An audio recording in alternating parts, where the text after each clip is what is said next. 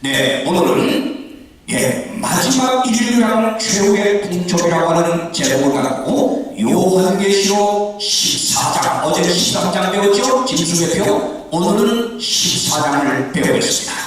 마지막 인류를 향한 최후의 공적으로 하나님이 보내시는 이 기절을 깨닫고 여러분이 따르면 또 하나의 하나님의 축복을 경험할 것입니다. 자, 우리 아모스 3장 7절 다 같이 한번 읽고 시작합시다. 주 여호와께서는 시작. 주 여호와께서는 자기의 비밀을 그종 선지자들에게 보이지 아니하시고는 결코 하심이 없으시니. 네, 하나님께서는 자기의 비밀을 그종 선지자들에게 보이지 아니하시고는 결코 행하심이 없다. 우리가 지난 인류의 역사를 되돌아볼 때 하나님은 어느 시대나 죄악이 차고 넘치면 언제나 그 죄에 대한 심판을 집행하셨던 것을 알 수 있습니다. 그러나 자비로운 하나님께서는 죄에 대한 심판을 집행하기에 앞서서 언제나 먼저 그의 종들을 택하시고 그 심판을 피하여 사람들이 구원받을 수 있는 구원의 기대를 꼭 먼저 전하셨습니다. 예를 들면 노아 홍수로 인해서 노아 시대의 모든 악을 하나님이 심판하시고자 물의 심판을 계획하셨는데, 물로서 세상을 심판하기 전에 하나님은 노아를 부르십니다. 그리고 노아를 택하셔서 노아를 통하여 120년이라고 하는 긴 세월을 통하여 구원의 기별을 먼저 전하셨습니다. 그런가 하면 소돔 고모라성의 죄악이 관영했을 때 하나님은 소돔 고모라 사람들이 이 불의 심판을 피하여 살아날 수 있도록 천사를 통하여 먼저 기별을 전해주셨습니다. 그런가 하면 아수르 성이 죄악이 차고 넘치어 하나님이 심판을 계획했을 때 먼저 요나라고 하는 선자를 보내서 그들을 회개하여 구원받을 수 있는 기도를 전하는 것이었습니다. 마찬가지로 예수님께서 유대인의 자랑의 시방이었던 예루살렘 성이 멸망할 것을 예언하면서 예루살렘 멸망 전에 징조를 미리 말씀해주고 도망하여 살아날 구원받을 길을 소개해 주셨습니다. 여러분, 이 세상 마지막 때를 살아가는 저와 여러분에게 하나님 또 하나의 심판이 다가오고 있음을 요한계시록 통해 가르쳐 주십니다. 이 시대처럼 죄악이 차고 넘치는 시대는 이름이 없어서는 없었습니다. 얼마나 이 말세가 정말 이 소돔 고모라 성을 몇 배를 넘어설 만큼 정말 얼마나 이 세상이 죄를 범한 것입니다. 이 악한 세상, 마지막 세상에 하나님이 이 죄에 대한 인류 역사의 마지막 심판을 이 땅에 집행하시겠다고 이렇게 기록해 보십니다. 자, 요한계시록 14장 14절로 16절, 이 세상 역사 마지막 때 보여질 심판의 모습을 한번 보십시오. 예수께서 흰 구름을 타고 오십니다. 자, 보세요. 또 내가 보니 흰 구름이 있고 구름 위에 사람의 아들과 같은 이가 앉았는데 그 머리에는 이 금멸관이 있고 그 손에는 이 한 낫을 가졌더라. 자, 여기 추수장으로 오시는 모습이죠. 또 다른 천사가 성전으로 나와 구름 위에 앉은 이를 향하여 큰 음성으로 가운데 뭐라고요? 네 낫을 휘둘러 거두라. 거둘 때가 이르러 땅에 곡식이 다 익었으니라. 이 곡식은 구원받는 의를 표상하는 겁니다. 하니 구름 위에 앉으시니가 낫을 땅에 휘둘매 곡식이 거두어지리라. 그 다음 또 다른 천사가 하늘에 있는 성전에서 나오는데 또한 이 한 낫을 가졌더라. 또 불을 다스리는 다른 천사가 제단으로부터 나와 이 한 낫을 가진 자를 향하여 큰 음성으로 불러가라매 내 이 한 낫을 휘둘러 이번에는 뭐예요? 아들입니다. 땅에 포도 송이를 거두라. 그 포도가 익었느니라 하더라. 천사가 낫을 땅에 휘둘러 땅에 포도를 거두고 하나님의 진노의 포도를 들에 던지네. 성 밖에서 그들이 밟히니 털에서 피가 나서 말굴레까지 닿았고 1640원에 퍼졌더라. 예수 그리스도의 재림으로 말미암아 이 세상 역사의 끝과 함께 죄에 대한 심판이 집행되는 것입니다. 곡식으로 표상된 의인들의 구원과 포도송이로 표현되는 악인들의 심판이 생생하게 미리 계신 것입니다.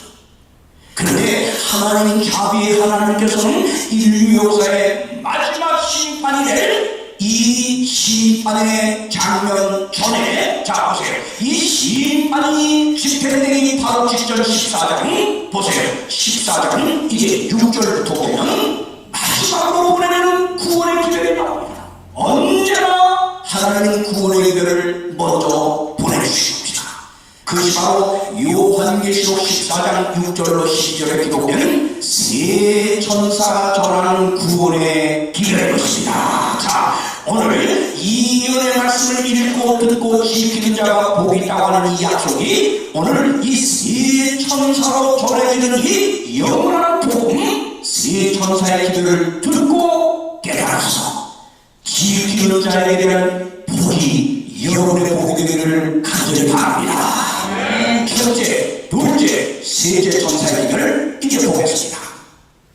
자, 첫째 천사의 기절입니다. 제가 먼저 읽을게요. 또 보니 다른 천사가 공중에 날아가는데 땅에 거하는 자를 곧 여러 나라와 족속과 왕과 백성에게 정할 영원한 복음을 가졌더라. 자, 아주 빠르게 날아가는 천사가 이제 이 세상 마지막 심판전의 기절을 보내요. 구원받은 기절을 보내요. 그런데 어떤 기절을 보낼까? 7절, 그가 큰 음성으로 가로되, 왜 큰 음성이 강조됐을까요? 메가폰이라고 했어요. 메가폰. 왜요? 모든 사람이 듣고 깨달아야 되는 기별이기 때문에 큰 음성으로 전하는.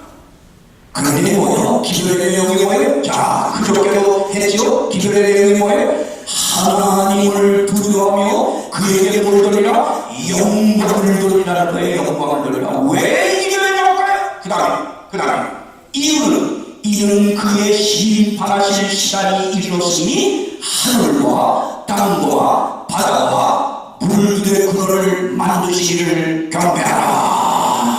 이게 첫째입니다. 자, 둘째, 저와 여러분이 듣고 지키는 구원받는 별 두 번째입니다. 8절, 또 다른 천사 곧 둘째가 그 뒤를 따라 말하되 다시 시작. 무너졌다가 큰 소리를 모든 나라를 그 은혜로 인하여 진노의 포도주로 먹이 되었다. 여러분, 여기 무너졌다 뭐가 무너지고 있어요?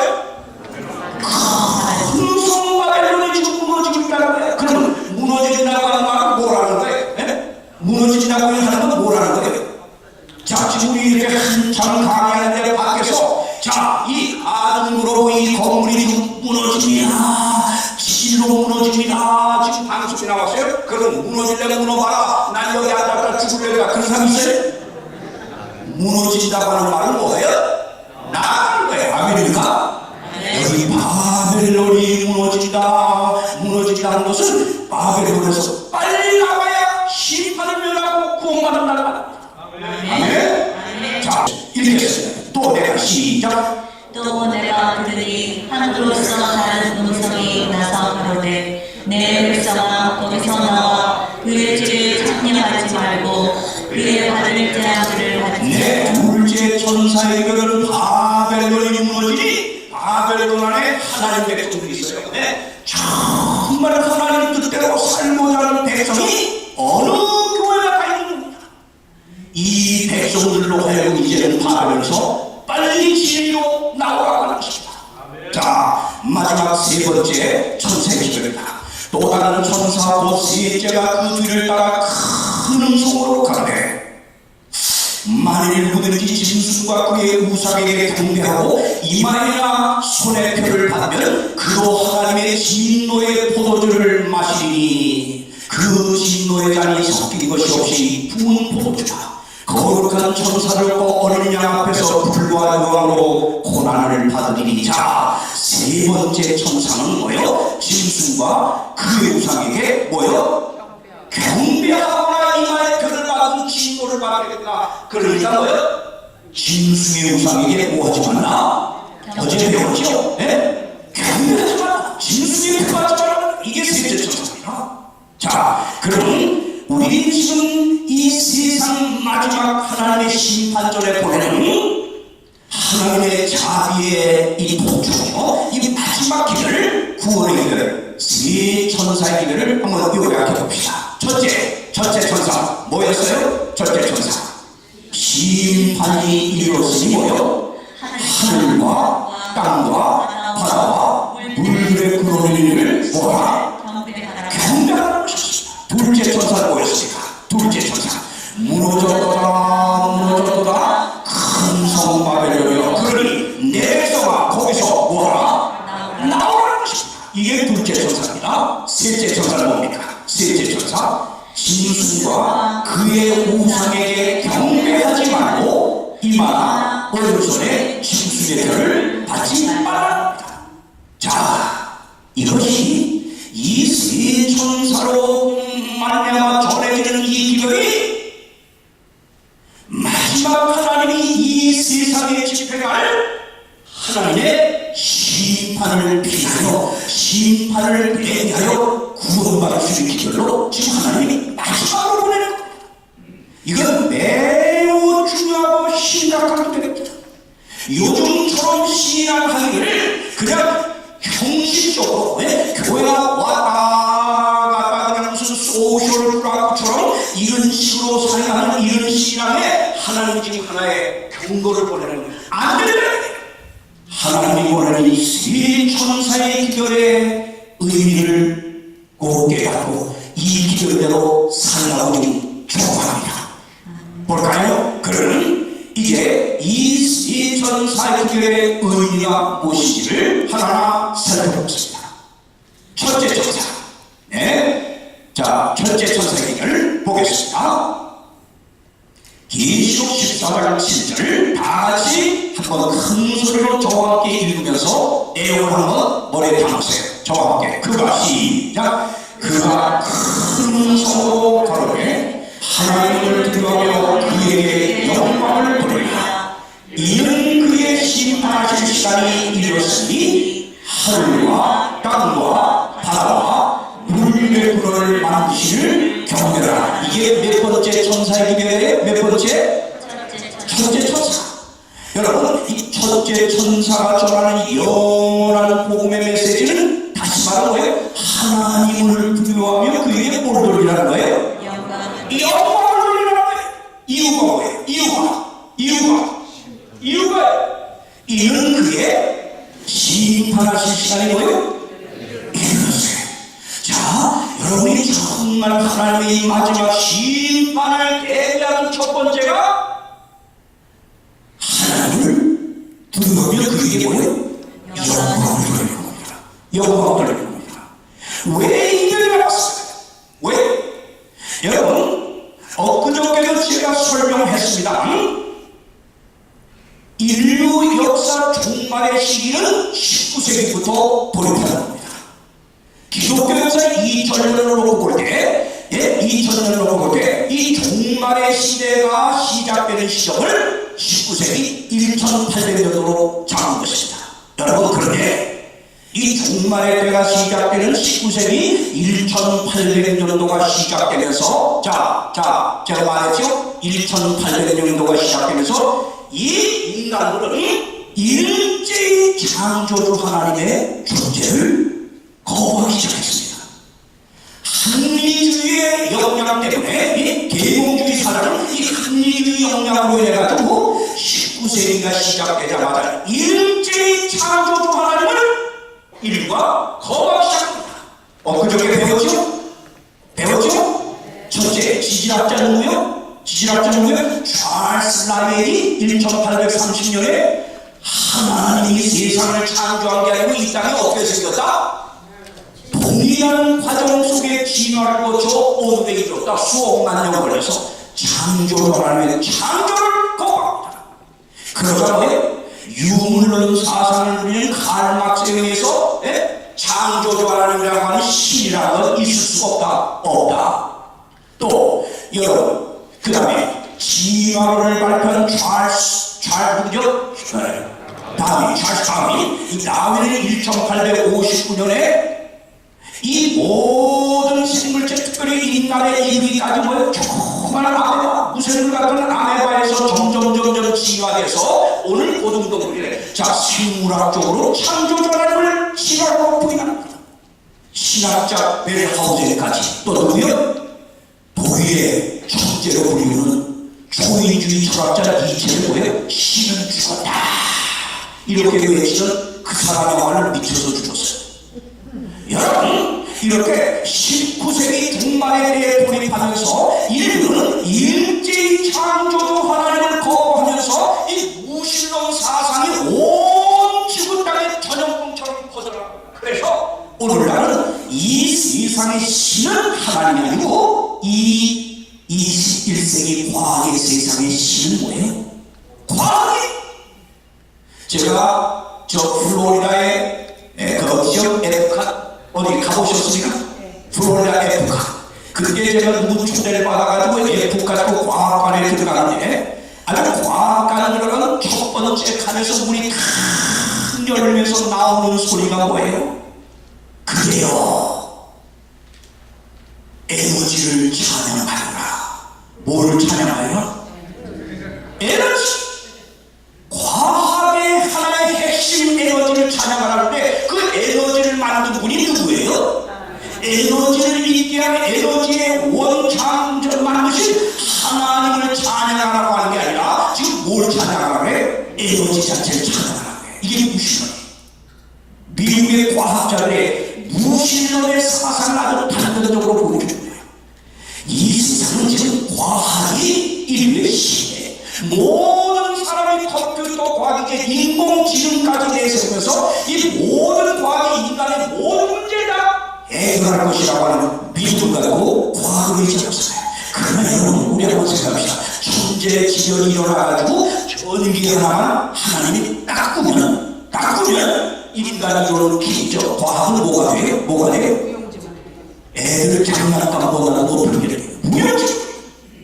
제가 여기 이번에 떠나오기 전에 제가 전원주택 시골에 사는데 물을 잊어버려 이 수돗물이 아니고 지하에서 퍼먹고 살아요.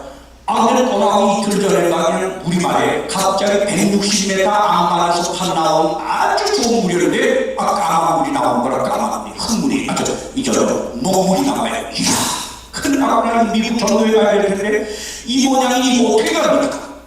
정말 그래서 오는 걸 연기까지 하려고 막 애쓰는데 오기 전에 해결이 됐습니다. 우리는 누가 그래 그 땅속에 검은 돌이 녹아가지고 나온 물이니까 이거 대책이 없대. 아주 파묻어 버려야 돼. 그래서 물도 없어요. 그 이틀 동안 물이 없이 사니까 정말 완전히 문화시설이 뭐예요? 야 그때 원시적으로 사는 게 그릇만이네. 대전도 그냥 들판에 나가 보던 시절이 좋다 이거예요. 얼굴을 힘들지 이틀 동안 죽는 줄 알았어요. 어린애가 물기가 바뀌어 해먹는데 참 힘들었어요. 이게 무슨 소리예요? 여러분 아무리 인류가 과학만 무시하고 이 과학을 정말 신처럼 의지하고 살지라도 천재지변으로 하나님이 전기만 한번 닦으면 끝나네. 요걸 먹으로 인간이 하나님을 등지고 살다니 어리석은 그죠? 보세요. 여러분 그래서 이 천재 천사 기별이 하나님을 구하며 그에게 영광을 돌리라 이게 심판과 이루어서 이 말은 뭐예요? 모든 것을 믿게 하는 만물의 주를 잊어버리고 니네가 이렇게 창조주를 거부하고 살아 하면서 하나님이 보내는 게 구원받으려면 뭐예요? 하나님과의 관계를 회복하라. 어떻게? 온갖 현대에 의지하는 이런 우상들이요 컴퓨터나 돈이나 지식이나 명예나 쾌락이나 과학이나 이런 거 이런 모든 것을 의지하는 정신을 잃어버리고 다 같이 버리고 뭐예요? 하늘과 말씀하세요. 하늘과 땅과 바다와 물 위에 그거를 만드신 아멘입니까? 과학을 의지하거나 재물을 의지하거나 명예를 의지하거나 이렇게 의지하는 사람은 그와 함께 심판으로 끝날 거야. 그러니 너를 만드신 생명의 주인 하나님을 기억하고 그 하나님을 창조주 하나님으로 예배하기 위하여 나오라. 이게 살길이라는 거예요. 사랑하는 여러분, 분명히 이 세상 마지막 때로 보내는 첫째 천사의 길을 하늘과 땅과 바다와 물들의 그를 만드실 경배하라는 이 호소가 알고리가 뭐예요? 알고리가 이 지구 땅을 창조한 창조주의 주권을 가르쳐주는 안식일계명의 이야기니까 안식일계명의 넷째 안식일 보세요. 출애굽기 2장 안식일을 기억하여 거룩히 지키라. 이는 엿새 동안에 나 여호와가 다 지시자 하늘과 땅과 바다와 그 가운데 모든 것을 만들고 지혜에 지으셨다. 네, 여러분 이 첫째 천사가 보내는 이 창조주 하나님의 존재를 거부하고 이렇게 온갖 인간이 만들어놓은 과학에 의지하며 신뢰하며 살아가는 어리석은 인간들 향해서 너를 창조하는 하나님께로 나와서 그 하나님을 이제 창조주로 예배하는 거예요. 어떻게? 안식을 기억하는 거예요. 아멘? 안식 기념을 회복하는 거예요. 이 날을 통해서 여러분 분명합니다. 이걸 무수명의 이유를 다릅니다. 자 보세요. 분명히 넷째 계명 안식 계명에 아주 소상하게 말하지 않습니까? 자 여기 하늘과 땅과 바다와 그 가운데 모든 것을 만들고 제7일에 쉬었다. 그러므로 나 여호와가 안식일을 복되게 하여 이 날을 거룩하겠다. 이 날을 통하여 이 날을 기억하여 이 날 속으로 들어와서 예배를 통하여 창조주 하나님을 기억하라. 사랑하는 여러분, 하나님을 예배해야 되는 이유는 아주 분명하게 가르쳐줬어요. 요한계시록 4장 11절 우리 주 하나님이여 영광과 존귀와 능력을 받으신 것이 합당하오니 뭡니까? 하나님이 우리 인간의 예배에 경배를 받으신 것이 합당합니다. 이유가 뭐예요? 합당한 이유가 뭐예요? 시작! 주께서 마음을 주시죠. 여러분 혹 일요일 주일을 부활로 기념해서 예배 간다고 하는 분들이 여기 여러분 계시는데 부활은 예배 근거가 절대 아닙니다. 부활은 기념하는 것이지 부활은 예배를 위한 말로 성경에 한 번도 언급한 적이 없습니다. 없습니다. 예배는 그분이 우리를 창조했다고 하는 데서 우리가 그분을 예배하는 겁니다. 아멘입니까? 창조자만이 여러분 어떤 신도 예배를 받을 수 없고 이 하나님만이 예배 받을 수 있는 이유는 하나님만이 창조주이기 때문에. 자, 하나님을 두려워하며 그에게 영광을 돌리라. 이유는 그의 심판하실 시간이 이르렀습니다. 하나님을 두려워하며 그에게 영광을 돌리는 구체적인 방법이 뭡니까? 구체적인 방법이 하늘과 땅과 바다와 물들의 그릇을 만드시니 창조주 하나님을 창조주로 기억하고 창조주 하나님께 경배하는 것, 이게 바로 하나님을 두려워하는 것이라고 분명히 말합니다. 결국 이것은 뭐예요? 안식일을 기억하여 예배를 드릴 때 하나님을 창조주로 예배하게 된다는 것입니다. 이제 우리 둘째 천사 한번 보겠습니다. 다같이 큰 소리로 믿으세요. 또 다른 천사 시작. 또 다른 천사 곧 둘째가 그 뒤를 따라 말하되 무너졌도다 큰 성 바벨론이여 모든 나라를 그 음행으로 인하여 진노의 흩어지로 먹이던 자로다. 네. 두 번째 천사를 통해 주신 기별을 기억하세요. 큰 성 바벨론이 지금 무너지고 있대요. 그러니 성에서 나오라. 자, 그러면 여기 말세 무너지고 있는 큰 성 바벨론이 무엇일까요? 누굴까요? 어디서 도대체 나오는 겁니까? 이 바벨론, 이 현대 바벨론의 정체를 알기 위해서 우리는 먼저 이 바벨론의 원조를 먼저 알아야 합니다. 고대 바벨론. 자, 먼저 고대 바벨론은 어디서 바벨론이 나오는가 한번 보십시오. 이 둘째 천사가 전하는 영원한 복음은 이겁니다. 무너졌도다 무너졌도다 큰 성 바벨론이요. 왜 무너져요? 뭐 때문에? 무슨 죄 때문에? 시작. 모든 나라를 뭐요? 그 음행으로 인하여 진노의 포로로 꺾인 죄야. 바벨론이 왜 무너져요? 왜 무너져요? 온 세상을 음행의 포도주. 음행이 뭐지? 음행이 뭐야? 내 남편 두고 남의 남자하고 몰래 놀아나는 여자는 음행이죠? 음녀죠? 맞아요? 아니에요? 여러분, 근데 성경에서 여자는 뭘 상징해요? 교회. 고린도서에 말했죠? 여자는 교회를 상징해. 그런데 정말 하나님의 말씀대로 순종하며 철저히 사는 교회를 성경이 뭐라 그래? 정결한 여자라고 하잖아요. 정결한 여자 나오잖아요. 아멘? 근데 음녀는 뭐야? 정결한 여자는 오직 한 남편만 섬기는 거야. 오직 하나님의 말씀만 따르는 교회가 정결한 여자로 성직이 됐어요. 그 음녀보다 내 남편하고 남의 남자하고 슬쩍슬쩍 놀아나면 그게 뭐예요? 음녀죠. 여러분, 여자는 교회인데 여기 음녀 타락한 교회가 어떤 교회야?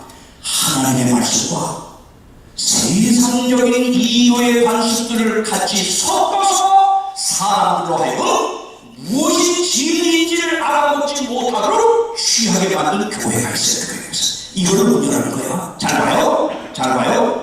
또 초저녁에 또 쫓습니다. 어제처럼 잘 조심해요. 자, 여기 보세요. 그런데 이거예요. 이 바벨론이 무너지는 이유가 뭐예요? 자, 모든 세상 나라를 이거 봐요. 뭐를? 음행으로 인하여 진노의 포도를 먹이는 자가 거짓된 가르침, 잘못된 가르침, 이교의 풍습인 것들로 세상 사람들을 가르쳐가지고 성경의 진리가 무엇인지 못 알아먹게 만든 죄 때문에 바벨론은 무너진다 이 말입니다. 아멘이죠? 그걸 보겠습니다. 자, 먼저 이 마지막 때 무너지고 있는 현대 바벨론을 알기 위해서 우리 바벨론이 어디서 나왔는가 먼저 보세요. 고대 바벨론. 여러분, 최초에 바벨이라는 말이 어디서 시작되는지 혹 들어본 기억이 있어요? 교회 다니면서. 오, 네. 네, 창세기 때 노홍수의 바벨 탑살 때 들으시죠? 맞습니까? 자, 이제 보세요. 여러분, 노아 홍수를 해 세상이 물심판으로 다 망했을 때 다시 노아의 가족들로 말미암아 이제 세월이 몇 세대가 지나면서 인류가 많이 늘어났어. 그때 그 당시에 영걸로 불리우는 니무시라는 사람을 중심으로 인류가 뭉칩니다. 누구를 거역하기 위해서? 하나님을 거역하기 위해서 뭉칩니다. 그래가지고 하나님이 다시는 불로 세상을 심판하지 않을 거라고 약속하는 표시로 무지개까지 주었건만 하나님의 약속을 믿지 않고 어떤 짓을 해요? 자, 이들이 어떤 짓을 해요? 세상 사람들이 이거 보세요. 창세기 11장 4절 5절 또 만하게 자 성과 배를 쌓아 대 꼭대기를 하늘에 닿게 하여 우리 이름을 내고 온 지면에 흩어짐을 멸하자 하였더니 여호와께서 가라사대 이 우리가 한 족속이요 얻어도 하나이므로 이같이 시작하였으니 이후로는 그 경영하는 일을 금지할 수 없으려다 뭐죠? 사람들이 이 하늘 꼭대기까지 바벨탑을 쌓기 시작했어. 다시 하나님 물로 심판해도 우리 힘으로 물 심판을 피하고 구원받는 우리 힘으로 우리를 지키자. 다시 말하면 바벨론의 정신이 여기서 나옵니다. 하나님의 약속을 의지하지 않고 인간의 방법으로 이 구원을 시도하는 것, 이게 바로 바벨론의 본래 정신입니다. 이거 꼭 기억해주세요. 뭐라고요? 하나님의 구원의 약속을 힘입지 않고 인간의 노력과 방법으로 자기 구원을 이루려고 하는 인본주의 정신, 이게 뭐예요? 바벨론 정신입니다. 아멘? 예, 이렇게 시작했습니다. 그러니까 하나님이 보실 때 이 인간들이 하는 짓이 괘씸해야 안 괘씸해요? 괘씸해야 안 괘씸해요? 예, 하나님을 보존해서 하늘 끝까지 바벨탑 쌓아서 하나님이 어떤 일을 행해도 우리가 죽지 말아야 돼요. 우리가 우리 구원 지키자야 돼요. 자, 이래서 바벨탑을 쌓았어요. 그리고 하나님이 니네가 언어가 하나님으로 이직하는구나. 이제 하나님이 언어를 혼자 지킵니다. 자, 보세요. 자, 우리가 내려가서 거기서 그들의 언어를 혼잡게 하여 그들로 서로 알아듣지 못하게 하자 하시고, 여호와께서 거기서 그들을 온 지면에 흩으시고 그들이 성 쌓기를 그쳤더라. 다시 말하면 언어가 갑자기 혼돈해졌어요. 물 가져오라. 위에서 부르는 소리치면 뭐가 올라가? 벽돌 올라가. 벽돌 가져오라. 그럼 뭐가 올라가? 물이 올라가. 여러분, 이렇게 하나님께서 간섭하셔서 이들의 언어를 혼잡시켰다는 것이에요. 여기서 이거예요. 그렇죠. 그러므로 그 이름을 뭐라고 한다? 바벨. 본래는 이들이 쌓았던 이 성의 본래의 이름은 바빌루. 바빌루는 그들의 신이 통과하면서 돌본다고 하는 이 바빌루라고 하는 뜻이었어요. 그런데 이들의 언어가 혼잡되게 하신 하나님께서 언어를 혼잡하게 한 이후로 바벨탑 쌓는 일이 중단했어요. 그러면서 바벨이라는 말이 뭐예요? 혼잡이라는 뜻이에요. 혼잡. 여러분, 이 말의 어원에서 나온 게 베이비가 말을 제대로 해 못해. 네? 베이비가 말을 잘 못하죠. 네, 그런 식으로 여기서 이 바벨에서 나온 말의 뜻이 혼잡. 잘 봐요. 자, 그래서 뭐예요? 여호와께서 거기서 온 땅의 언어를 혼잡게 하셨습니다. 여호와께서 거기서 그들을 온 지면에 흩으십니다. 자, 그래서 이 바벨이라는 말이 다 같이 무슨 뜻이다? 이걸 기억해주세요. 혼자 또는 뭐예요? 혼돈의 뜻이야. 이 바벨론은 그러면서 니므로스로 시작된 이 바벨의 탑을 쌓을 때 이 정신, 니므로스로 시작된 바벨론 정신은 하나님의 약속과 그의 방법을 불신하고 이럽니다. 인간 스스로 무엇인가 해보려는 인본주의 신앙이 있죠. 다시 말하면 우리 재림교회든 장로교회든 어교회든 우리가 지금 신앙을 하면서도 예수 그리스도께서 십자가를 통하여 이루어오신 하나님의 의를 힘입어야 내가 하나님 앞에 설 수 있다고 하는 전적인 하나님의 은혜를 의지하는 믿음이 아니고 내가 율법을 잘 지켜서 구원받아야 되겠다고 노력하고 이를 악물고 애쓰는 것, 이게 바로 율법주의자. 그게 바벨론 정신이에요. 자기 힘으로 구원을 이루려고 노력하는 것, 이게 뭐다? 바벨론 정신이야. 아멘? 내가 착한 일 많이 하고 기부금 많이 내면 하나님 나를 조금 점수 좀 올려줘서 언젠간 구원받겠지. 이게 다 바벨론 정신이에요. 아멘? 잘 봐요. 이 바벨. 이 인본주의 신앙의 기초가 되었는데요. 이들이 이 정신 위에 세워진 나라가 어디냐? 바벨론입니다. 진짜 바벨론. 누구죠? 느부갓네살왕이 세운 바벨론. 보세요. 4장 30절에 느부갓네살이 뭐라 그래? 이 큰 바벨론은 뭐예요? 내가 능력과 권세로 건설하여 그러면 나의 보석을 삼고 이것으로 내 위엄의 영광을 나타낼 것이다. 이 바벨론의 정신은 언제나 하나님의 하나님의 영광이 아니고 뭐예요? 내 영광이에요. 이게 바벨론 정신이에요. 예? 목사는 마찬가지야. 아무리 설교를 잘하고 유명한 박사공 해도 그 사람의 가르치는 늘 자기 영광을 내고 하나님 영광을 아니고 인기나 얻으려고 하는 사람은 그거 다 바벨론 정신. 자, 이런 바벨론 정신에 세워진 이 바벨론 나라가 여러분 아주 갖고 있던 가장 중심 사상이 뭐냐? 이겁니다. 첫째, 바벨론이라고 하는 데는 언제나 하나님이 허락지 않은 우상숭배의 중심지가 바벨론이다. 그래서 여러분 여기 두 개의 바벨론 12쪽에 보면 뭐라고 나와요? 알렉산더 히슬로프는 바벨론은 이 모든 우상 숭배 제도가 기본한 근원제였다고 기술하다. 실제 바벨론은 우상 숭배에 따랐습니다. 두 번째, 바벨론의 두 번째 핵심 정신이 뭐냐? 여기는 태양 숭배의 중심지입니다.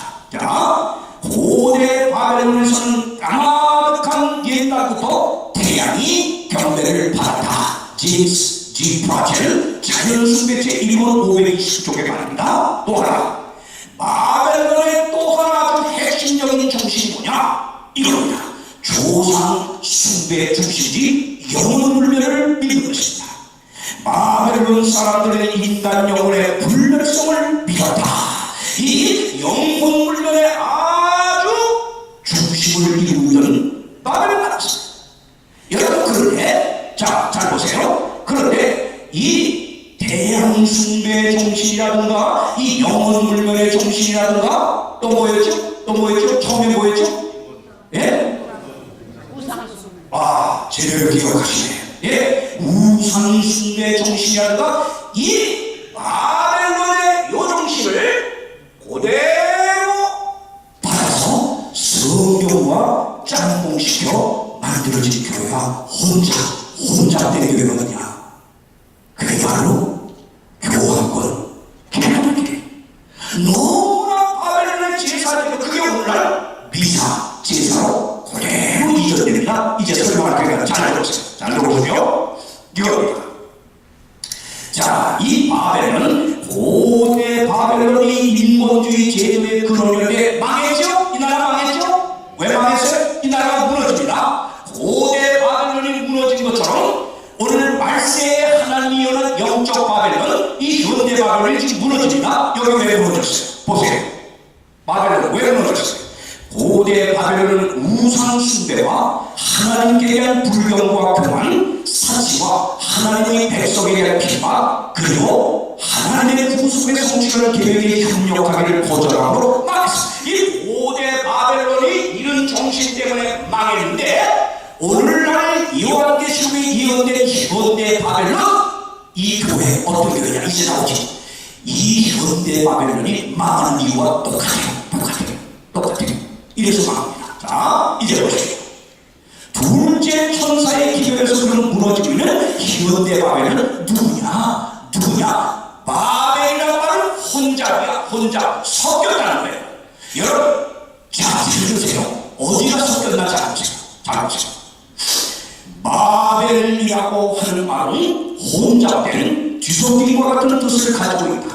영적 배바 바벨론으로 이연된 현대 바벨론은 순수한 하나님의 말씀의 오류가 뒤섞인 불순한 교회 상태를 나타내는 것이라고 볼 수 있다. 따라서 하나님의 말씀인 성경을 떠나 교황과 교회 권위로 이교적인 혼잡한 교리를 만들어 세상을 취하게 한 이교적자, 취하게 한 법학권과 그의 가르침을 부분적으로나마 따라가며 발전된 빛을 거절한 타락한 교회의 인본주의 정신이 현대 바벨론이다. 이제 계시록 17장 조금 이따 해석합니다. 잘 보세요. 여러분, 원래 초대교회는 사도 바울이 말한 것처럼 하나님 말씀을 절대 혼잡하게 하는 걸 허락지 않았습니다. 우리는 수단 사람같이 하나님의 말씀을 혼잡하게 하지 아니하고 이거예요. 하나님 말씀은 어떤 것이라고 하나가 섞이면 그건 하나님 말씀이 안 되는 거예요. 곧 순전함으로 하나님께 받은 것 같이 하나님 앞에서와 그리스도 안에서 말하노라. 이 초대교회는 아주 순수한 교회였어요. 오직 하나님의 말씀만 따르는 교회였어요. 그런데 초대교회가 이제 100년을 지나면서 저 바벨론이 망하면서 바벨론의 제사장이 전부 소아시아 지방으로 이주해 오면서 이 교회와 섞입니다. 잘 봐요. 섞입니다. 이러면서 이교 풍습들이 교회 안에 서서히 밀려 들어옵니다. 그러나 여러분, 어제도 얘기했죠? 자, 이 컨스탄틴 황제가 이 사람이 문제인물이야. 이 사람이 누구냐? 로마 황제 컨스탄틴이 지켜보니까 이 기독교는 죽음을 불사하고 믿음을 지키는 거예요. 근데 이 로마 황제가 로마가 그렇게 오랜 세월 기독교를 핍박했지만 기독교가 죽지 않아요. 그만큼 기독교 정신이 훌륭한 거예요. 그래서 이 컨스탄틴이 정치적 목적으로 로마의 이교와 이 기독교의 정신을 갖다 뭐야? 짬뽕을 시켜서 큰 힘을 한번 발휘하고자 하는 정치적 목적으로 컨스탄틴이 개정을 했어요. 어디로? 기독교. 이렇게 개정하면서 그는 로마가 원래 이교 국가예요. 이교 아주 작대는 국가예요. 그런데 이교 국가 로마를 기독교 국가로 하루아침에 바꿔놨어요. 선포했어요. 그게 바로 밀라노라고 하는 지방에서 컨스탄틴이 내린 칙령이죠. 밀라노 칙령. 우리 세계에 다 나오는데 밀라노 칙령이라고 하고 뭐요? 기독교 공인령이라고 해. 이것이 떨어지면 로마가 하루아침에 뭐가 됐어요? 이교 나라가 다같이 뭐가 됐어요? 기독교 국가가 됐어요. 국교가 됐어요. 이러니까 이교제가 사라졌나요? 이교 풍습들이 다 사라졌나요?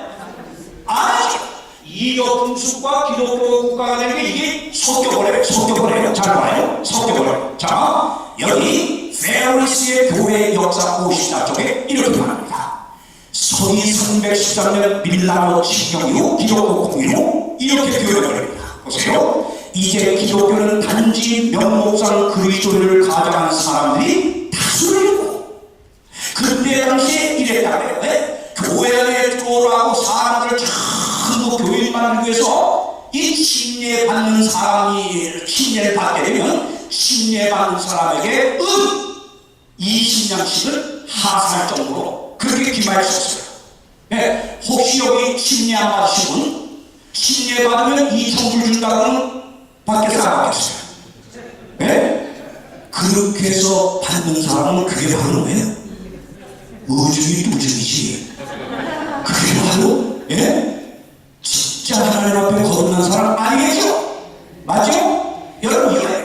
그러면서 이 기독교 안에 이교도들이 밀려 들어오면서 이 기독교가 혼탁해져 이거예요. 이제 기독교는 단지 명목상 그리스도를 가장한 사람들이 탓을 이루고 큰 비유를 이루고 주를 이루게 되었다. 그들은 전에 이교도일 때와 다를 바 없었다. 오류와 타락이 홍수처럼 교회에 밀렸다. 이게 역사예요. 자, 이러면서요, 여기 시인의 두 개의 바벨론을 야구하는 책입니다. 알렉산더 히스로프는 105쪽에서 이렇게 말했어요. 이교도들을 명목상의 그리스도 교편으로 끌어들이기 위하여 로마는 평상시에 정책을 추진하는데 그리스도와 이교의 주의를 서로 섞이게 했으며 이교와 우상숭배에 떨어진 그리스도교를 이렇게 함으로 다른 많은 예수와 마찬가지로 이교와 기독교를 뭐에 서로 악수하게 만들었어요. 이게 바벨 혼잡이 됩니다. 잘 보세요. 이렇게 되면서 기독교가 타락합니다. 급속도로 타락합니다. 자, 봐요. 이 기독과 이교 로마가 존재했는데 예수를 십자가에 못 박힌 이 이교 로마, 이 두 세력이 존재하는데 보세요. 기독교와 이교가 어떻게 합치는가 보세요. 이렇게 합칩니다. 313년에 밀라노 기독교 공인령 컨스탄틴 황제가 내리면서 기독교와 이교가 합칩니다. 손을 잡습니다. 앞서갑니다. 컨스탄틴 황제 기독교와 이교를 혼합하여 통일시키려는 정책했습니다. 그러다가 321년에 제일 처음 컨스탄틴 황제가 한 것이 뭐예요? 이교 로마 사람들이 지키던 썬데이 뭐죠? 태양이라. 이 태양을 섬기던 이교 로마 사람들이 로마 황제가 자기의 이교가 섬기던 썬데이를 갖다가 모두가 쉬고 이날 예배보는 공식적인 날로 만들어보는 게 컨스탄틴입니다. 역시 이렇게 됩니다. 보세요. 그 다음에 뭐가 시작해? 325년에는 부활절 행사가 시작됩니다. 뭐가 시작해? 여러분 부활절은 성경의 신약성경 사도행전에 보면 부활절을 기념하여 모여가는 말이 한 절도 없어요. 없죠? 어디 교회를 하시는 분 있어요? 없어요? 알아야 를 하고 하지 않아요. 있어요? 없어요? 우리가 4월달에 부활절을 기념합니까? 안 합니까? 합니까? 안 합니까? 해죠? 하죠? 자, 부활절 때 결혼들 받아 잡숴보신 분, 어릴 때 뭐 친구들 결혼 잡숴보신 분. 괜찮은 다 들어봐요. 결혼은 계속 다 들어봤어요? 네, 결혼을 왜 들었어요? 부활절 때. 예수님의 부활을 예수님의 부활을 상징하니까. 그렇죠? 맞죠? 잡수신 분들 부활을 기념해서 잡섰다고 하고 했다고 했는데 내년부터 부활절 때 결혼 맛이 딱 떨어지게 되면 얘기하겠습니다. 여러분, 부활절 때 결혼 먹는 관습이 로마에서 나오는데 조금만 기다려요. 이건 부활절 때 결혼 먹는 게 부활을 상징하는 게 아니에요. 결혼해서 삐약삐약 깍대기 까고 뼈마리가 나오는 건 부활이 아니고 부화. 이미 부활이라고 하는 것은 죽은 생명에서 새로운 생명으로 나오는 게 부활이고, 알았어요? 부활은 이미 있는 생명이 모양이 바뀌는 거야. 분명히 결혼은 여러분 부활의 상징이 될 수 있어요? 없어요? 없어. 그런데 부활이라고 하고 먹어라, 이거는 가짜야, 가짜. 이제 내년부터 결혼만 떨어지게 해놓을 테니까 잘 보세요. 뭐냐? 로마 사람들이, 자, 이 로마가 처음 부활절을 시작할 때 여러분 왜 그런지 알아요? 로마 사람들은 부활절이라는 걸 잊지도 않고 지키지도 않던 거야. 근데 이 기독교 국가가 될 때 이 로마 사람들이 봄의 여신, 이스터 여신 축제를 해. 이스터 여신. 본래 이스터 여신은 정설에 의하면 그 바벨론 유프라데스 강에서 결혼 하나가 떨어졌는데 그 결혼을 깨고 거기서 이스터 여신이 나왔다고 하는데, 이스터 여신, 봄의 여신은 생산의 여신이야. 생산의 여신. 생산. 근데 로마 사람들이 세계를 많이 정복하다 보니까 남자가 많이 죽어. 그래서 이 생산의 여신, 이스터 여신을 축제하는 봄에 이스터 여신 축제할 때 모두에게 결혼을 먹게. 왜 결혼을 먹겠냐?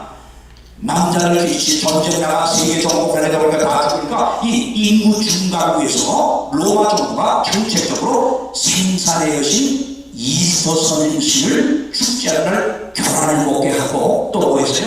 그리고 그날만큼은 성을 해방시켜요. 그래야 자식을 많이 낳게 할 거 아니에요. 네? 그런 부도덕한 일에서 이 결혼이 뭐냐? 꽃교하는 잊어버려? 저 닭이 매일 안 낳죠? 매일 안 낳아요?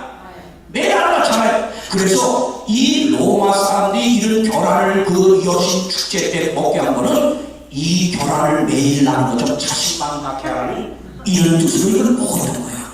그런데 기독교로 바뀌면서 로마가 기독교로 바뀌다 보니까 자기네들이 섬기던 이스터 여신 축제를 버릴 마음이 있어요, 없어요? 버릴 마음이 있어요, 없어요? 없죠. 그래서 이걸 기독교와 손을 잡은 이교가 이 이스터 여신 축제를 뭘로 바꿔왔느냐? 예수님도 봄에 부활하지 않느냐 하면서 이렇게 봄에 부활절로 이걸 바꾼 거예요. 한번 엔사이클로페디아 브리테니카 대형 백과사전 한번 볼까요? 보세요. 자, 이거 대형 백과사전 내가 인터넷에서 그대로 따라봅니다. 여기 대형 백과사전 엔사이클로페디아 브리테니카 11번째 방, 여기 보세요. 828쪽은 이렇게 됩니다. 이스터 부활절 축제가 중수되었다는 사실이 신약 성경이나 사도 교구들의 기록 어디에도 없다. 주님이나 그의 제자들이 이스터 부활절이나 다른 축제를 명하신 적이 없다. 이스터 부활절도 많은 다른 관습이 그렇게 된 것처럼 이교의 풍습을 교회가 수용한 것이다. 여러분 사전에 나오죠? 그러면서 여기 하나 보세요. 여기 보세요. 여기 잘 보세요. 부활절을 뜻하는 영어 이서와 독일의 오스토는 원래 주톤족이 숭배하는 봄의 여신의 이름에서 유래했다. 봄의 여신의 이름에서 유래했어요. 이서 여신은 여러분, 그러니까 이 이서 여신 이름까지 오늘 이서 대로 똑같이 쓰잖아요. 보세요. 그 다음 보세요. 가르치는 기간은 4월에 있었는데 이 축제가 부활절이다. 기독교의 부활절은 유럽과 중동의 다신교 정통과 상징물이 합쳐진 것이다.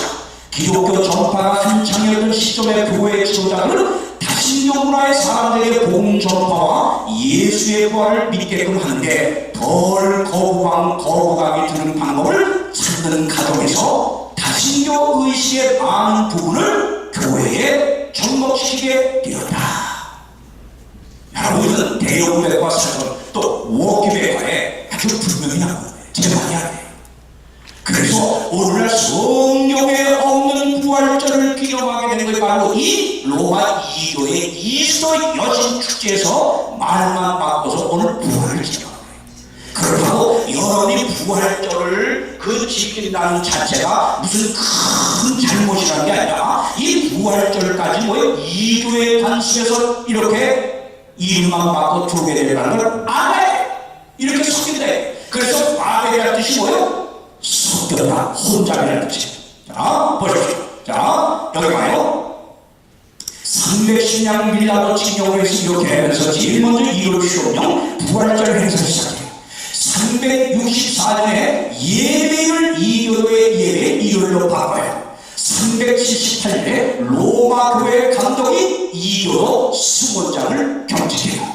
590년에는 교황 칭호를 갖게 돼요.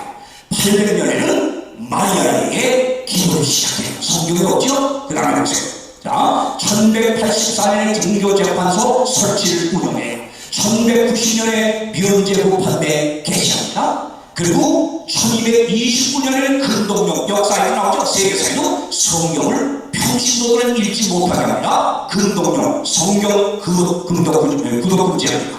1439년에 드디어 성경에 이지가는 뭐가 나와요? 뭐가 나와요? 여록설이 이때 이제 확정을 하고 영원불멸설을 공식적으로 인정합니다. 1870년에는 교황 무엇을 주장합니다. 교황은 죄가 없다. 예수님처럼 없다는 겁니다. 자, 그 다음에 뭐예요? 환체설, 고해성사, 영주국주. 이게 거의 다 이것들이 묵직인 거죠. 바벨론 제사장들처럼 이거는 2교 관습에서 그대로 배웁니다. 이것이 기독교와 2교의 이런 분수 관습과 짬뽕이 돼서 혼잡 상태에 만들어진 게 개혁이에요. 바벨. 자, 그런데 1517년에 이 사실을 깨달은 마르틴 루터가 종교 개혁을 하면서 개신교가 이때 나오는 겁니다. 이때. 자, 보십시오. 이때 나오지만 여러분요 보세요. 여기 개돌리 천주교가 성경에 없는 바벨론에서 배워받아들인 것들 보세요. 이 영문을 아까 나왔죠? 일요일 예배 대학 숭배에서 나왔죠? 자, 그 다음에 마리아 숭배. 특별히 이교도는 전부 여신이 있어요. 여신을 숭배해요. 이스터를 비해서 말아 여신 성경에도 많이 나오죠. 아스타로시나 여신들이. 근데 그 여신 숭배 제도가 바벨론과 로마를 거친 걸 이 로마 개혁이 로마에서 기독교와 짬뽕이 되면서 여신 제도를 배우는데 그게 바로 마리아 숭배로 바뀝니다. 자, 교황 무리설회가 부활절, 이스터 여신 성기로죠. 면제 판매, 환세설, 영어설, 영화 세례. 어디 성경에 어린아이 세례 주는 거 있어요? 없어요? 없어요. 영화 세례 주는 제도도 성경에 없는 겁니다. 고해성사. 자, 이것이 바로 성경에 없는 가르침과 이교의 가르침을 섞어 만드는 혼잡상태 가지를 영적 바벨론이라고 해요. 교회의 전통과 성경을 섞어서 가르칩니다. 그래서 여기 문명의 역사라고 하는 책 5권 188쪽 이렇게 말합니다. 이교의 의식들이 기독교를 매우 괴상하고 가증한 형태로 보이게 할 정도로 기독교의 자리를 잡았다. 교회의 아름다운 특징들은 상실이었으며 주기의 아름다운 모습들은 대부분 파괴되었다. 초기의 기독교를 볼 수 없게 되죠. 자, 이러면서 믿음은 죽어버리고 중세시대 의식과 형식만 남는 교회로 변화되었습니다. 그러면서 또 뭔 일까지예요? 면제부 판매. 개돌에서 속죄로 판매라고 하지만 면제 판매가 뭐지요? 여러분, 우리 가족 중에 죽은 사람이 있으면, 영역에서 고생하는 사람이 있으면 이 면죄를 비싼 값에 사들이면 그의 죄가 감해져서 영으로부터 빠져날 수 있어요. 이렇게 해가지고 면죄고 판매해서 거둔 돈으로 지은 게 바로 저 성패였어요. 이건 역사예요. 내가 한 말은 역사에 나와요. 역사에. 그 면죄고 판매 원본이 정례예요. 여러분이요. 그래서 말틴 루터가 이것 비텐베르에서 종교개혁의 기치를 올리며 34세 1610년 10월 30일 면죄고 판매 부당성을 조목조목 지적하며 95개의 명자를 이 문에다 받고 종교개혁의 포문을 열기 시작합니다. 면죄고 판매에 분노를 일으킵니다. 잘하고요. 그런데 이런 로마 캐톨릭 교회가 성경에 없는 것들을 가르치는데, 이때 말틴 루터 종교 개혁 이후로 개신교가 오직 이제 믿음이다. 행위가 아니에요. 행위로만 말하는데 오직 믿음, 오직 성령을 부르짖고 개혁을 일으켰지만은 너무 오랜 세월 로마 캐톨릭이 잘못 가르쳐놓은 걸 한 번에 다 개혁을 하지 못했어요. 그래서 이런 것 중에서 오늘날 개신교가 아직도 버리지 못한 게 뭐냐? 영혼불별, 일요일 예배, 썬데이, 이거 뭐죠? 그 다음에 부활절, 또 영세세례, 이런 것 천주교가 만들어놓은 이교적인 분수에서 것들을 아직도 못 버리고 있는 거예요. 이것까지 개혁해야 초대교회로 돌아가는 거예요. 아멘. 아직도 이런 걸 개혁을 못했어요. 그래서 개신교회가 성경 중심의 순수한 기독교가 되려면 이 비성경적인 교회를 개혁해야만 될 것입니다. 그런 거에 신예교 목사들의 총회에 제출된 논문에서 에드워드 T. 히스코스 박사님은 이렇게 말했어요. 교황권이 배도하여 일요일을 재택하고 용인함으로 일요일이 이교 주의 표를 지닌 채 태양신의 이름을 그대로 갖고 기독교가 되었다. 그런데 바로 이것이 신교의 신성한 유산으로 정수되다니 이 얼마나 한심스러운 일인가. 여러분, 여기를 보십시오. 요한계시록 17장에 로마 교황권 이 교회가 음료라고 표현합니다. 17장 잘 보세요. 또 일곱 애정을 가진 일곱 천사 중 하나가 내게 말하여 가로되, 지금 요한이 기록했죠? 이로라 많은 무리에 앉은 큰 음료, 큰 교회입니다. 아주 큰 교회가 지금 어디에 앉아있어요? 어디에? 네, 어제 물 바다, 어제 물 뭐였죠? 백성. 이 세상 백성을 좌지우지하는 겁니다. 앉았습니다. 근데 앉아서 하는 일이 뭐예요? 발을 심판을 내게 보이게 하면서 땅에 임금들도 누구와 더불어 큰 음료와 더불어 뭐 하고 있어요? 여러분, 교회라고 하는 것은 정치와 절대 짝하지 않도록 예수님이 가르쳤습니다. 그런데 여러분, 지금 세계 임금들, 세계 대통령들, 이 정치 지도자들과 손에 손을 맞잡고 뒤에서 조종하는 세력이 누구예요? 캐롤이에요. 오바마도 교황 앞에서는 꼼짝 못해요. 온 세계 지도자들이 다 이 캐롤에게 지도를 받고 있어요. 그래서 세상 임금들과 더불어 지금 음행하고 있다고 해요. 교회가 정치와 손을 잡고 이 정치에 관여하는 걸 성경은 음행이라고 해요. 자, 그런데 그 다음 보세요. 땅에 거하는 자들로 그 음행의 포도주, 뭐죠?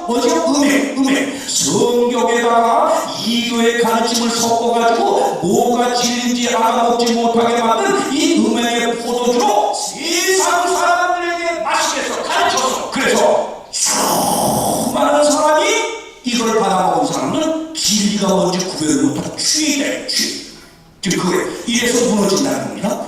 이 여자, 이 음녀는 자줏빛과 붉은빛 옷을 입고, 아니 옷 색깔까지 어떻게 맞죠? 정확하잖아요. 보세요. 그 금과 보석과 진주를 보면 손에 금자를 가졌는데 가증한 물건과 그의 음행의 도둑은 잘못된 가르침을 말하는 겁니다. 그것들이 가득하더라. 그 이마에 이름이 기록되었으니 비밀이 나오죠? 뭐예요? 말씀을 뭐예요? 큰 바벨론이라. 큰 바벨론이에요. 이제 무너지고 있는 바벨론이 누군지 알겠죠? 성경이 이미 여기 있어요. 큰 바벨론에 그 다음에 또 누가 있어요? 땅에 음녀들이 있어요. 이 큰 음녀 법왕권과 술을 잡는 타락한 계시들 지금 종교 통합하고 있죠? 하고 있죠? 음녀들이 하나님의 발전된 진리를 따라가지 않고 아직도 로마 천주교회가 잘못되는 걸 그대로 수용하면서 지금 천주교 중심으로 교황권 중심으로 종교 통합운동을 일으키는 음녀들이 들어있대. 타락한 교회를 여자가 들어있는 거예요. 자, 그 가증한 것들이 뭐다? 어미야. 큰 성과를 어미. 그러므로 여러분이요, 계시록 18장 2절은 분명히 우리에게 하나님께서 외칩니다. 힘센 음성으로 외쳐 가운데 다같이 무너졌더라 무너졌더라 큰 성 바벨론이요, 귀신의 처소와 각종 더러운 영에 모이는 것과 각종 더럽고 가증한 새에 모이는 것이 되었더라. 그 남자 보세요. 자, 이렇게 돼버렸어요. 이렇게 변질돼 버렸어요. 그러는 거예요. 18장에서는 또 내가 들으니 하늘로서 다시 음성이 나서 가로되 내 백성아 내 백성아 가라 내 백성아. 거기서 뭐야? 나와! 다시 말하면 여러분, 이 큰 성 바벨론으로 이용된 그 음료, 이 잘못된 가르침에서 나오라고 지금 하나님이 호소를 하시는데, 이건 1차적이고 2차적인 건 여러분이 어떤 교회에 속했는지 안식일에는 누구를 만나라고 여러분의 신앙생활의 정신이 하나님을 전적으로 의지하는 믿음으로 만나는 의의 경험을 못하고 내 행위로서 착한 행실로서 뭔가 의를 이루려고 하는 신앙을 가진 사람은 그게 바로 바벨론입니다. 나와야 합니다. 나와야 합니다. 여러분이요, 그러나 오늘 여기 Great Controversy라고 하는 책 390쪽에는 이런 기록이 있어요. 바벨론을 구성하고 있는 교회들에 존재하는 영적 암흑과 하나님께로부터 분리에도 불구하고 그들의 닿지 않는 이거 봐요. 어떤 바벨론인데 여러분, 로마 캐톨릭이든 또 장로교든 감리교든 침례교든 어느 여보세요, 어디든지 참된 그리스도의 큰 무리가 여전히 남아있다. 아멘입니까? 아멘. 그들 중에는 이 시대에 대한 특별한 기별을 아직 깨닫지 못한 사람들이 많이 있다. 또한 많은 사람은 그들의 현 상태에 만족하지 아니하고 더욱 밝은 빛을 갈망합니다. 요즘 많은 개신교 안에도 이 교회가 너무 급속도로 변질하고 타락하고 지도자들이 막 빵강까지 가고 이러니까 많은 분들이 회의를 느끼면서 그러면서 뭘 찾아요? 진리가 어디였구나, 어디 가야 되는가, 이렇게 더 나은 밝은 빛 진리를 찾는 사람들이 많이 숨어 있다고 분명히 말합니다. 사랑하는 여러분, 오늘 우리는 마귀가 어떤 교묘한 방법으로 이렇게 종교 제도를 시투해가지고 이렇게 정말 올바른 진리를 왜곡시켜 사람을 취하게 만드는지 이 마귀의 정체를 지금 타로시킨 거지. 그 교회 안에는 정말 하나님의 사람들이 있어요. 많은 개신교 안에도 얼마나 훌륭한 사람이 많은지 몰라요. 단지 그들이 온전한 진리의 빛을 지금 발견하지 못해서 머물러 있을 뿐이야.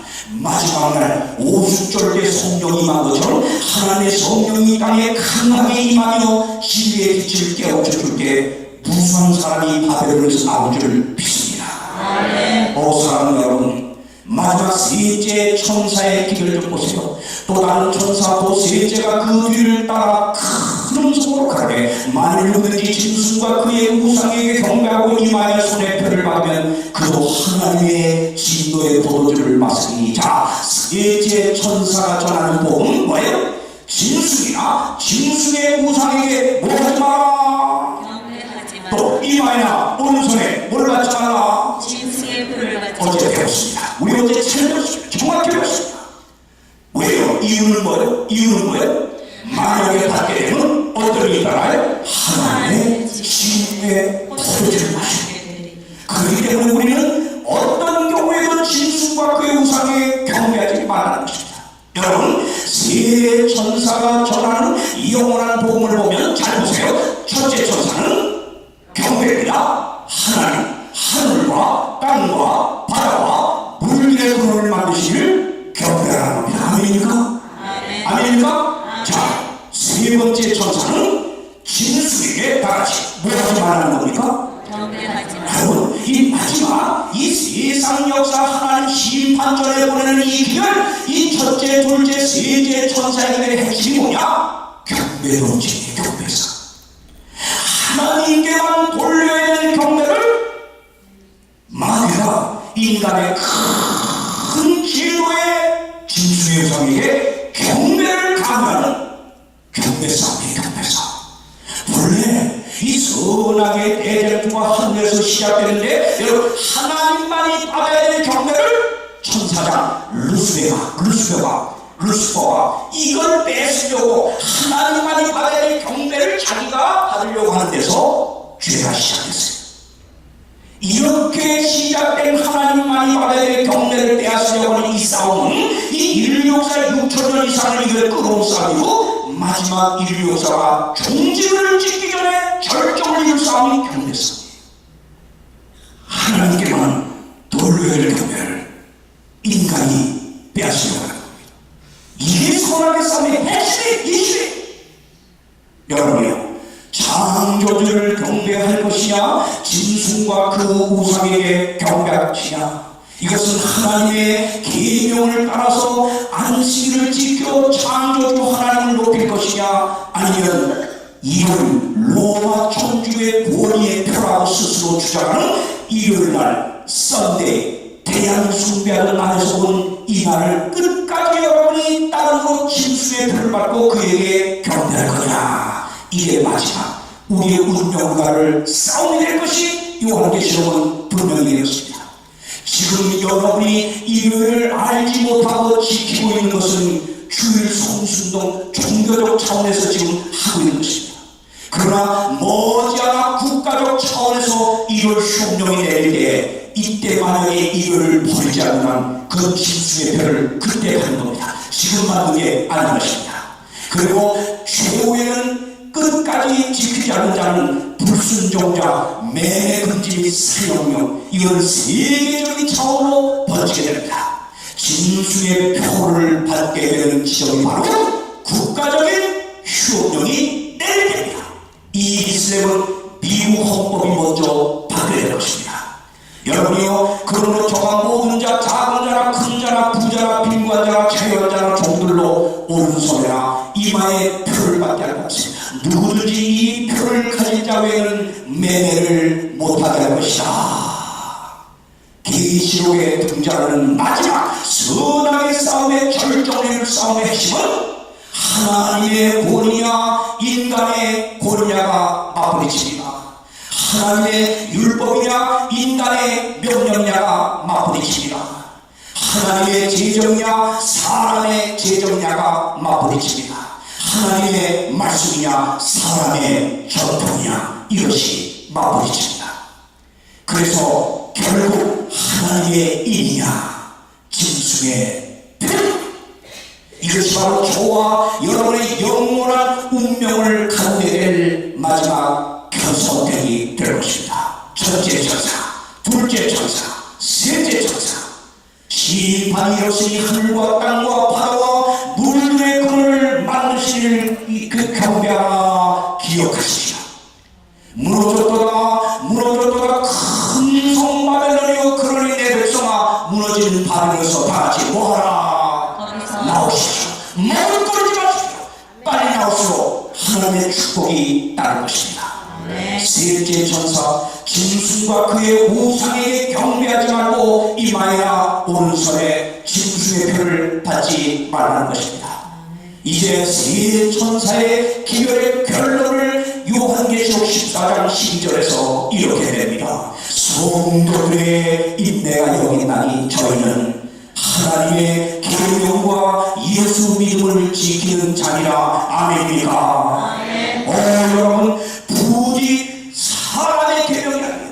어떤 시험을 치고라도 하나님의 계명과 예수 믿음에 꿋꿋이 서는 성도들이 되기를 간절히 바랍니다. 이제 그렇게 끝까지 승리하는 우리들에 대한 약속이 있어요. 14장을 넘어 이제 15장으로 넘어가면 짐승과 그의 우상과 그의 이름의 수를 이기고 성도의 인내를 받아요 하나님의 계명과 예수 믿음의 충성되어 있었던 우리는 하늘 유리바닷가에 드디어 승리함으로 서게 될 것입니다. 이런 우리들이 바로 계시록 14장에 분명히 말하기를 어린 양 예수님이 시온산에 섰고 그와 함께 14만 4천이 섰는데 그 이마에 어린 양의 이름과 아버지 이름이 쓴 것이 있다고 했어요. 이들을 보세요.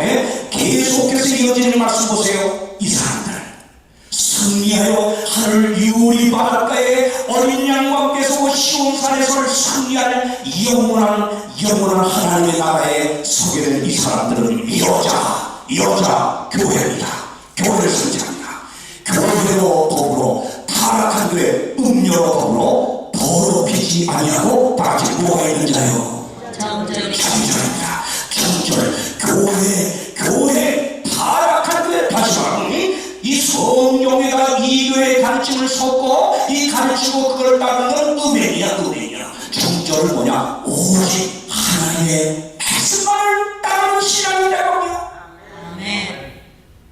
사랑하는 여러분, 이 승리한 우리의 특징을 정절히 따르세요. 정절히.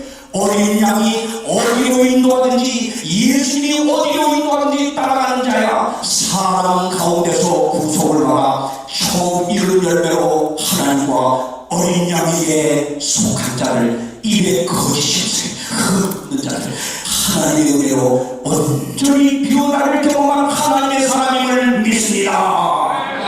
이 승리한 우리 짐승의 표를 이기고 짐승의 우상에 경배하지 않고 승리하는 이 하나님의 성도, 하나님의 계명과 예수 믿음을 지키는 특징을 가진 이 성도가 오늘 기별을 들으신 여러분 모두가 되길 간절히